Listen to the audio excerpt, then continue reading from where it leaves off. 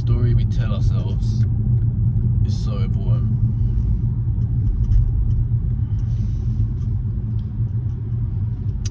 An example of this is I work for a company and people have left this company and they've retired, and as soon as they've retired, this isn't a common thing, but this happened to someone.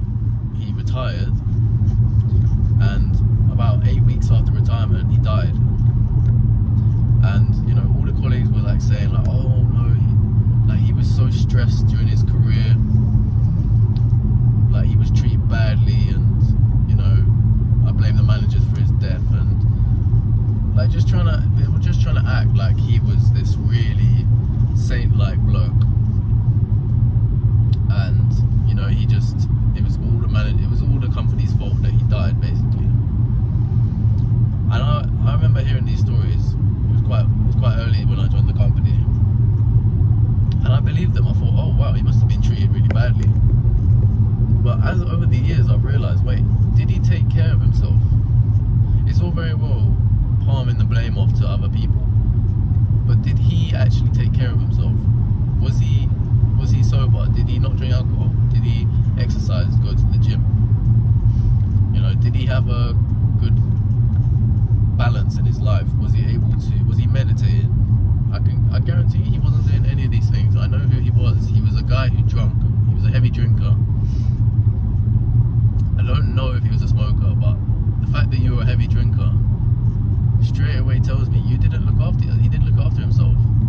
You know, it's easy to blame other people and say, oh, you know, it was stress and he got stressed. Well, that's your responsibility, is to deal with stress.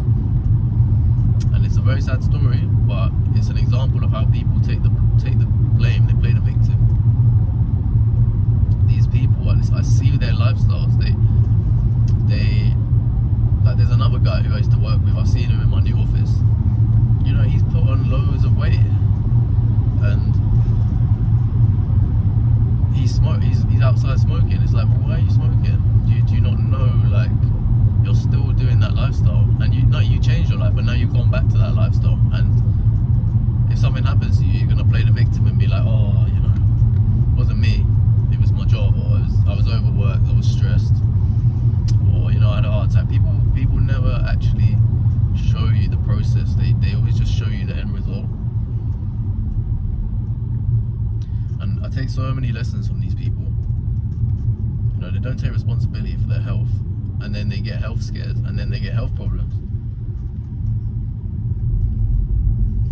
Majority of the times when you hear about someone and they've had a heart attack, or they've had a big health problem, or they've died from it, people don't, if you actually dig deeper, like even with one question, you go, okay, was he this, or was he that, or was she this, or was she that? You'll very quickly find that there was a leading problem to it. Not always. People can suffer diseases and get cancer and all these things. I'm not saying that. I'm not chatting shit about that. I'm saying if you delve deeper, you'll see the cause and effect. Majority of the time, you will see the cause and effect. And back to that point about that worker who died, he framed, and all these other colleagues, they framed stress as a bad thing. And that goes back to the point of about, it's the story we tell ourselves. If you tell yourself that stress and challenge and hard things, if you tell yourself that you're suffering through it, your body will suffer. But if you reframe it and go, right, okay, I'm going to grow through this. Any stress in my life, I'm going to grow through it. If I get stressed, instead of turning to a drink, I'm going to go to the gym or go for a run. And that's so important, because we're all gonna have stress in our lives. Like, that's the life of a human. We are gonna get stressed, but your reaction to stress and how you deal with it, the story you tell yourself, will set you for your life, and it's so important.